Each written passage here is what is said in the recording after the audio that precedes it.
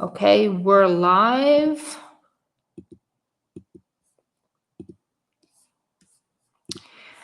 Okay, welcome everyone to the first episode of the third season of my podcast, Women Who Rock the World.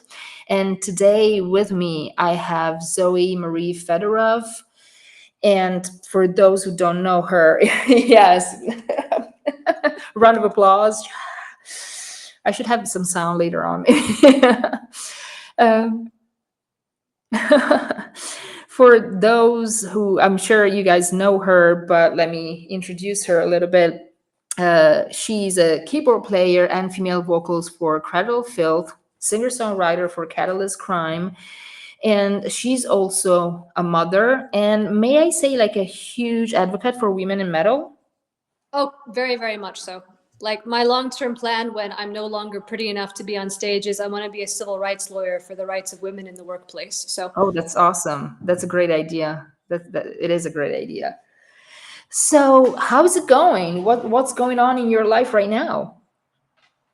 life is a bit crazy at the moment. Not gonna lie, but hanging in there, and because all the crazy is really about good stuff in the end, so I can't complain. Awesome, awesome. And so, what this podcast stands for is, of course, about women, not just in music, but in different fields and in so many different things. Because sometimes, the role of women, especially, in genres like heavy metal, was underrated, and I cannot say it is still this way. I mean, a lot has changed, since, I don't know, 20, 30, 40 years ago, and I'm really, really glad. But being a woman, in music, and being a woman in metal, uh, I know a lot of people, not only women, but men as well, often ask themselves, how's life on the road? And how, if there's a difference, by being um, a woman surrounded by a lot of men, usually. And yeah, how is it? How was for you? Um, for me, with both of my bands, I'm really lucky because I'm out on the road with some of my best friends. And in one case, my father is in one of my bands, Catalyst. So it tends to be a really good environment, despite usually being the only girl, except maybe the merch girl. Um, the Cradle guys. Well, one of them's my fiance, Ashley, and the rest of them are like my brothers. I mean, some of my best friends are also in that band with me, so it's like hanging out with my brothers all the time. Playing Cards Against Humanity on the bus. Um, it never really gets awkward. I know, I know their wives and their girlfriends as well, who are all lovely, nice women. So there's never really any awkwardness going on. And same with Catalyst. Like those are some of my best friends in the whole wide world, plus my father. So do I feel uncomfortable on the road as a woman? No, I'm in the minority, but in both my bands, I'm surrounded by really good people that I trust. So Yeah, and that's awesome. I think that it's what you want to have, um how's life on tour? Like, when you're on tour, what's your routine, if you have a routine, or what's the behind the scenes, or something, that people, the fans, don't realize, that happens when you're on the road? if there is one thing I wish I could convey to the fans, it's that it is work. It is not vacation. It is exhausting. And so, a lot of the time, even with really good friends that might live in a city, I don't have a lot of time and energy to be social on the road. I got to save that energy for the show, especially because I'm crossing so many time zones all the time, waking up in a different city every day. It is hard work. It is extremely hard work, especially since I joined Cradle and I started touring full time. This is not a job for wimps. I'll put it that way. So even if you may think that you want this life, but I have to tell you, if you get it, you're going to be exhausted. So, Yeah, careful what you wish for. I mean, I love it. Don't get me wrong, but it is Of course, yeah. the job I've ever had. And is there something like some type of advice that you have, like something that really helps you, with different time zones and being exhausted and being on stage and having to perform and having, to be there? It doesn't matter, if maybe you have a sore throat or you didn't sleep or stuff like that. Is there something that you do or like a must for you? Well, two things. One is, especially as a vocalist, you have to get a good night's sleep. You have to get 8 hours of sleep somehow, because if you don't sleep, there goes your voice. And something else that I've recently added to my tour life is I stopped drinking. And not drinking on tour has improved the quality of my sleep. It's improved the quality of my performance, and I actually have much higher energy levels. So cutting alcohol out of my tour life has been a huge improvement for me. Yeah, and I guess it's like what you mentioned. Like most people don't realize, if they don't know, it's work. It's like you're an athlete. You know, and you might think like, oh, okay, they're singing, they're playing, it's all fun, but it's not. There's a lot of hard work and preparation behind it, and even like during the day, because then also the majority of the day, it's not that you have it for yourself. You're always Well, surrounded by people. and you know this as a musician yourself. Music is a unique job in that you're not just giving music to people, you are giving a very spiritual component of your energy to them. That live performance takes so much out of your soul in a way. You're giving a really big piece of who you are to a room full of people, and that is exhausting. It's True. great, don't get me Of beautiful, course. but Yeah, yeah, yeah, of course. Of course. Yeah, but it's like you're naked mhm. in a way, and I think that's the beauty of performing, but also, as you said, there's like positives and negatives. It's beautiful because you give yourself fully, but at the same time, it's like, wow, this is a lot. And especially with singing. 100%. Absolutely. Awesome, awesome. Um, A question that I asked myself, I knew from social media that you're a mom as well. How old is your daughter? She's 11, going to be 12 soon. So, how do you manage being on tour and being a mom, being in music and being a mom? Does she have, I don't know, I think she's going to school. So, like, how is your routine with her? That to me is the most crucial and difficult part of my career, is balancing it with the one thing in my life that I think is much more important, which is my role as a wife and mother. And that's not me being sexist, by the way, because every woman has a purpose to fulfill in life. But I personally consider that my highest calling is being a mom to my daughter. So prioritizing that in the midst of a professional career is massively important to me. So when I'm on the road, I call her 3 times a week minimum. We have FaceTime. I read books to her while I'm on the road, so I can read her bedtime stories before she falls asleep. She texts me while I'm on the road. And then when I get home, it's all about her. Like, I limit how much I work on anything else when I'm home because she needs me present. I've been gone maybe for a month or two, and I got to be really there with her. But also, I want to say, I'm not alone in the industry as a mom doing this. There are many other women who have to balance this professional music career life with being a mother. And I hope eventually that when she's not in school, she can actually come with me on tour part of the time.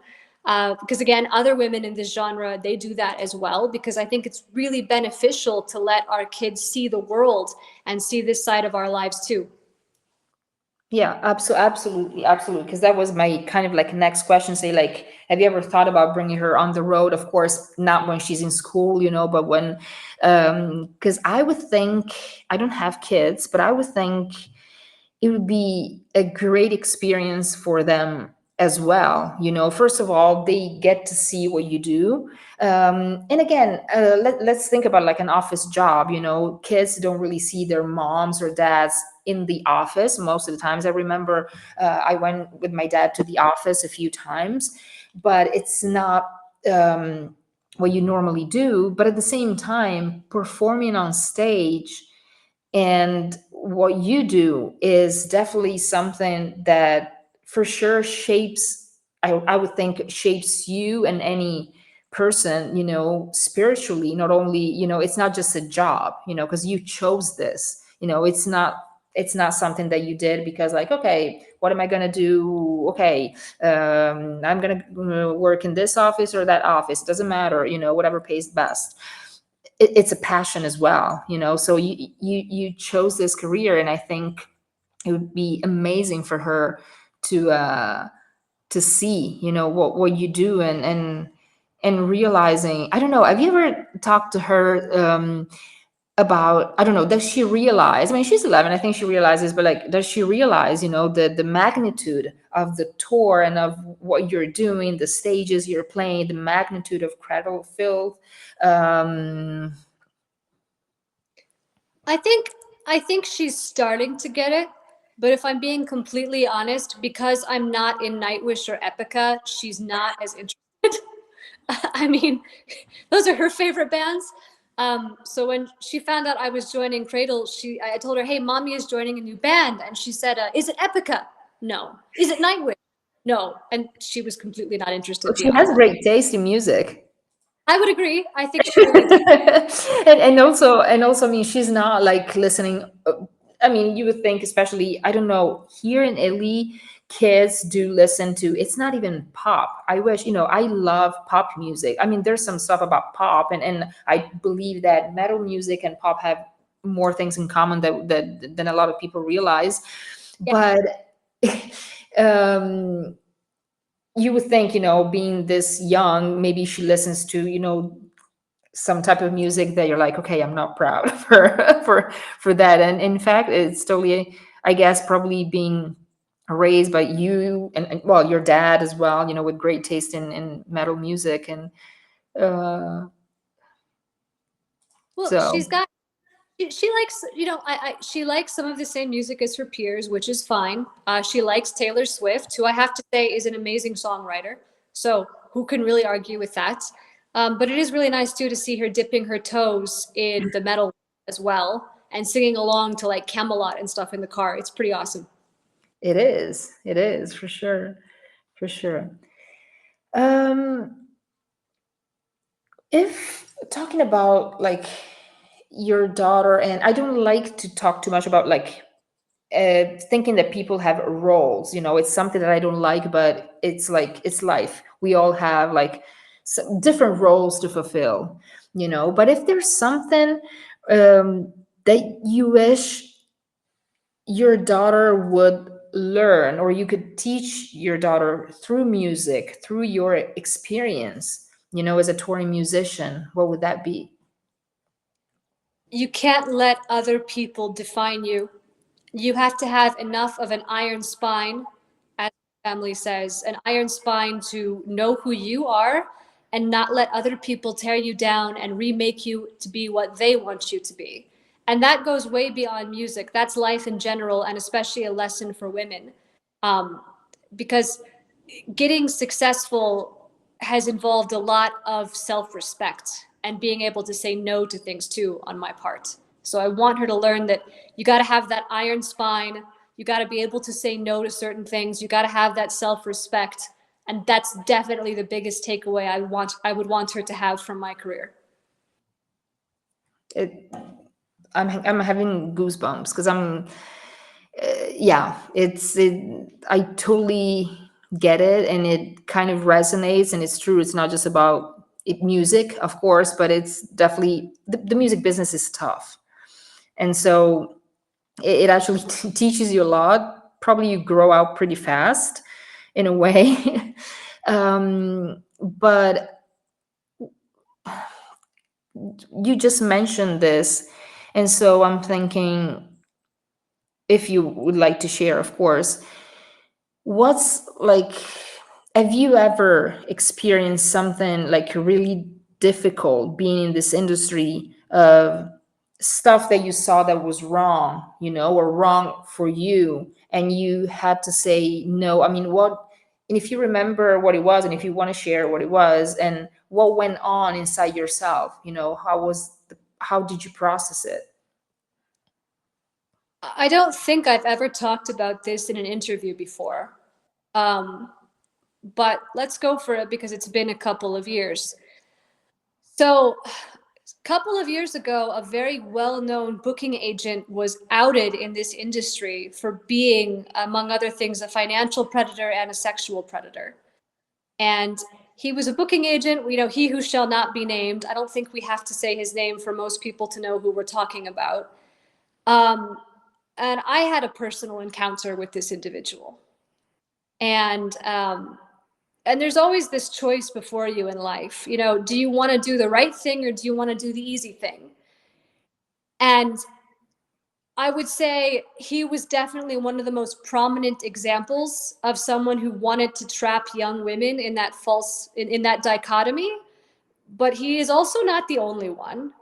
And Mhm. so I'm going to choose my words carefully, but I'm going to say that every part of the entertainment industry has people who think that they can manipulate the dreams of youngsters and especially young women.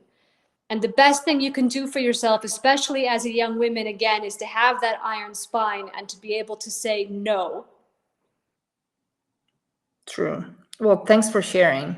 Thanks for sharing, because I'm sure it wasn't easy, and thanks so much for doing this, because I think it can help a lot of women, a lot of people in general, but a lot of women, not only in the industry, but of knowing, that you can go through something like this, and then um, there's always, the end, because also some individuals have been outed, of course, luckily. Some others maybe never get to that point, unfortunately. But we all saw it also in the movie industry, a while back, where there was, unfortunately, Harvey, that happens. It yeah, happened to me. It happened to me as well when I was in music, when I was a singer, a touring musician. With a promoter, and he was a friend of a friend. So, like, you want to meet and talk about business? Okay, thinking about it today, I'm saying, like, well, I should have let my manager go, or go with the manager. But at the same time, you're like, hey, you know what? I've been invited, and there's nothing wrong. I can, take care of myself. I'm a grown up. And then what happened was, I don't think I've ever talked about this publicly with friends. Uh, Big promoter, by the way, big. Um, we had a talk, like, hey, you guys are great. The how it goes, like, you're great. You could do this, you could do that. And I was like, yeah, sure, why not? Let's talk more. And then the following day, he texted me. There was MySpace. So oh, he texted me on MySpace and saying, like, can you come to my office at 6? I'm done at 6. Can you come to my office? And to me, that was like, okay, alert, alert, alert. Like, it's weird. Why? Okay, I'm going to come to your office. Yes, but why at 6 when everyone is gone? So I told him, like, no, if you want, like, I'm gonna talk to my manager, and maybe we can meet for drinks all together, or we can come to the office together with that friend of mine. I was not gonna go by myself, because I was assuming maybe for the worst, and he had all the good intentions. But that sounded like, and in the end, we didn't end up meeting, because of course he didn't want to meet with my bandmates and the management. And then the follow 2 days after, I got kind of like an invoice for $50,000, saying that the first day that we met, I requested a consultation with him, oh. and that costed $50,000. See, this is why you have to tell this story. This is why we have to talk about this. Because other young girls who want to get into this business need to hear these stories. Yeah. And I was like, of course, I forwarded that email or MySpace message to my management, and he was like, "Oh my gosh!" And first off, I said, like, there's no way, even if I have all the money in the world, that I'm going to pay for this because it was an introduction through a friend. I never asked for a consultation. It, and I know where it went. He got upset that I didn't meet with him. And I even made like a funny comment saying like, this is how much maybe like sleeping with me is worth, 50K, not bad. You just try, to make fun of the situation. But then my reply was, I think I thought about it a little bit and I said, like, listen, not only I'm not giving you the 50K because of this, and that reason, but I know why you're doing this. And you have a boss. If you just don't stop this, I'm going to talk to your boss and I'm going to get you fired because it's not like, no, you're not supposed to do this. And he disappeared. I screenshotted the messages because, of course, he deleted the MySpace, he deleted everything. But I think something might have happened after me because he was not in that position anymore. And he's not, I stopped years ago, checking because sometimes you have the feeling of like, I want to see what that person is doing. Um, and I, he had to go independent. He stopped working for a company, and I have the feeling that he tried this with someone else, and it's no, it's It was not. weight to throw around back at him, basically. But see, that's it. We have to talk about this, and we get shamed out of talking about it as women. But I think it's one of the most important conversations to make public, because when we Oh no.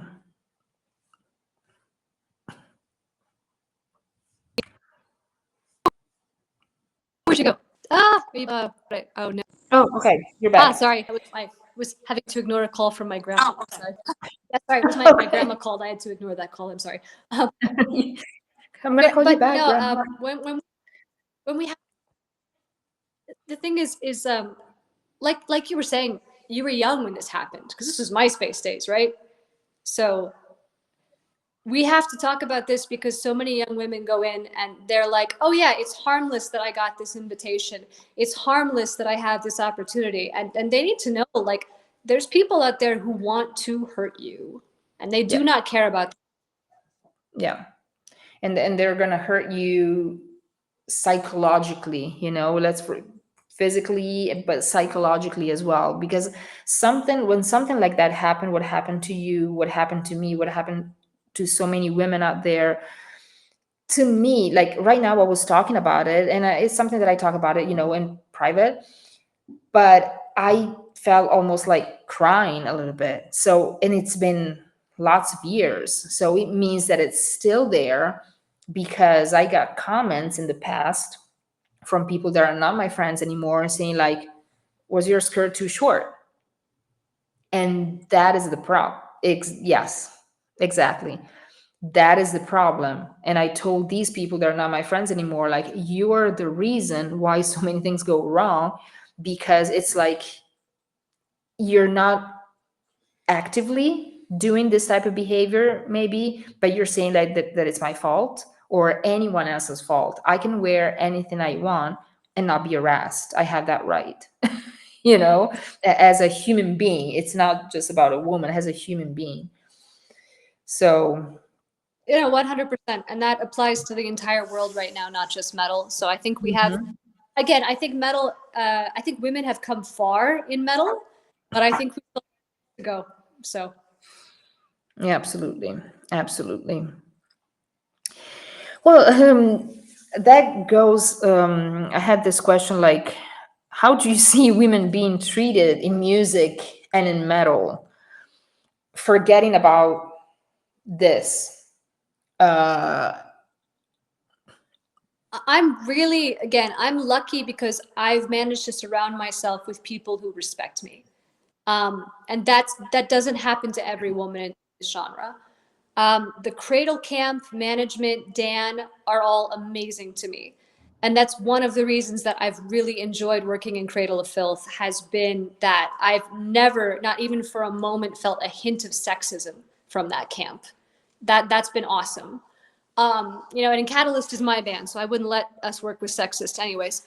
But oh, like, as much as this industry can celebrate women, it will also punish women for stepping out of line. And I've always been warned, don't talk too much about that. Don't push that issue. And I'm like, I'm going to talk about it because, look, the biggest thing I can do with my life is not go play Wacken open air like I did a few weeks ago. That was great. But if I was going to contribute something really meaningful to this genre of metal, it would be, again, making sure that women are treated well, that they are able to have these open conversations about their experiences. Absolutely, absolutely. And I think it's it's important, again, in any genre, in any field. It's not just about music. I hear stories from women in marketing, not music marketing, or any other type of job, and still, as of today, women are not paid the same as men in so many jobs. And even in the music industry, I the reason why I started this podcast during the pandemic, of course, so we had time, but specifically for women, and I started working with women. I created the online female fest, just showcasing women in different genres of music, was because of an article that I read on Billboard, that back in 2019 or 2020, I don't recall, but female in the music industry performers, of course, not behind the scenes, were 18%. 18. And Right. now it's better. So it's been a lot better. I have to double check the percentages today, but when I read it, 18%, I mean, in that 18%, you have Jennifer Lopez, you have Taylor Swift, you have all the Lady Gaga, the huge names, you know? So I think that study probably didn't consider women in a band, probably, I think, because there's something that's definitely completely not right with numbers. Probably women performing solo, but still, you know, because you think that Beyonce, like, think about all these huge Rihanna pop stars and rock stars, Pink. I'm talking just mainstream. Mm-hmm. Um, and also these women, they make millions, of course, but in a way they never make enough as their male counterpart. I mean, like Garth Brooks and Justin Timberlake are making more? Geez. I mean, I mean, I can say it on a personal level, because I know this was talking more about solo artists and pop. I make the same as the guys in Cradle, which is fine. But I'm also not surprised to hear this if I think about it, because again, as you said, across the board in all sorts of careers, women are not paid the same as men. They're not compensated the same way. Yeah. So, Yeah, and I think, I mean, in music, I think what makes sense is probably men make more, male artists make more, probably because women spend more money on something like merch for their favorite artists. I would think metal is different because merchandising in metal, I think, is a different story.